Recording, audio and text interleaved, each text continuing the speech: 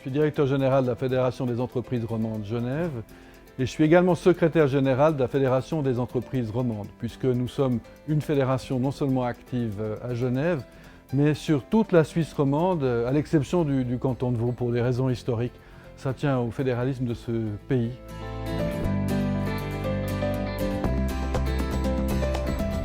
La Fédération des entreprises romandes à Genève est une organisation économique et patronale, une organisation interprofessionnelle, donc pas de branche. On a tous les types d'entreprises chez nous, de la plus grande multinationale à l'artisan, à l'indépendant.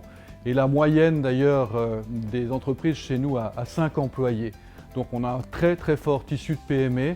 En ce sens, nous sommes exactement ce que sont d'ailleurs les autres grandes fédérations en Europe et ce qu'est l'économie d'une manière générale, une économie largement basée sur le tissu des PME.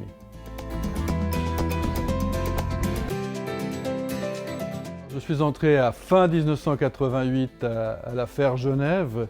Je suis venu ici comme secrétaire patronal en charge du secteur des transports. C'est une activité que j'ai exercée un certain nombre d'années.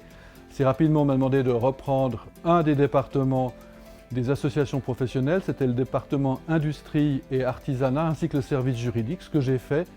Je suis ensuite parti aux États-Unis quelque temps, revenu pour occuper une fonction de directeur général adjoint pendant un certain nombre d'années. Et en 2007, on m'a demandé d'assumer le poste de directeur général, ce que je fais encore jusqu'à maintenant.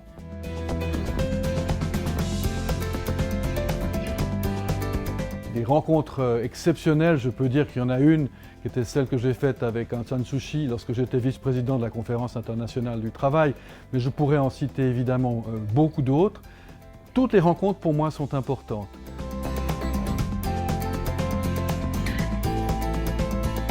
Ce qu'il faut bien comprendre, c'est que je suis venu à la Fédération à l'époque déjà autour de ces thématiques. Ma spécialité, c'était le droit de l'environnement.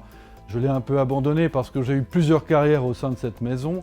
J'ai beaucoup fait de sécurité sociale, qui est un domaine tout aussi intéressant et qui est très connecté avec le fait d'avoir une économie durable. Pour moi, l'important est de ne jamais perdre de vue que l'économie ne s'oppose pas à l'environnement. J'avais d'ailleurs publié un long article sur ces questions il y a maintenant près de 25 ans.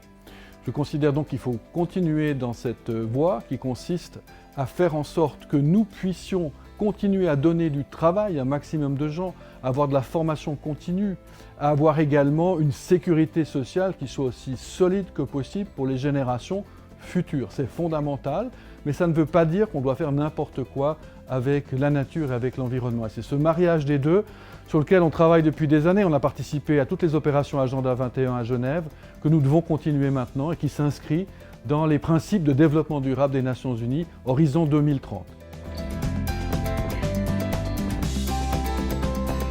Vous savez, il y a un défi immédiat maintenant, c'est évidemment de sortir de la crise Covid.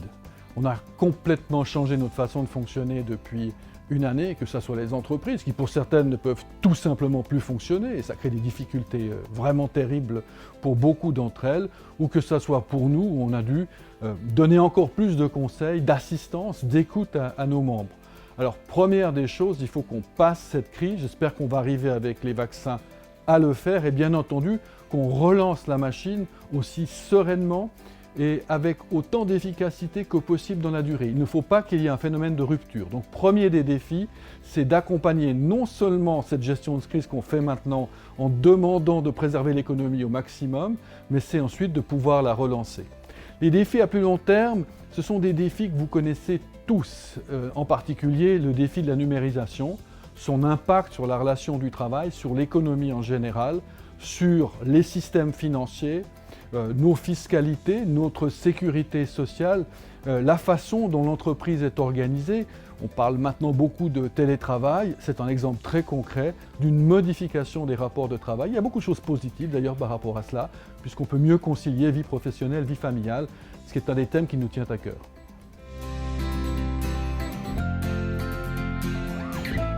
Alors à titre personnel, je pense qu'il n'y a rien à me souhaiter. À titre collectif, on peut surtout souhaiter à tous les entrepreneurs qui sont dans une situation difficile d'en sortir le mieux et le plus rapidement possible, et à notre fédération de continuer à les conseiller, à les accompagner, à les défendre et de maintenir un dialogue dans ce pays aussi solide que possible entre l'économie, les autorités et toutes les autres parties prenantes. Ce n'est pas avec l'exclusion qu'on fonctionne, c'est avec l'ouverture et je souhaite que ce pays, notre fédération, nos entreprises demeurent ouverts.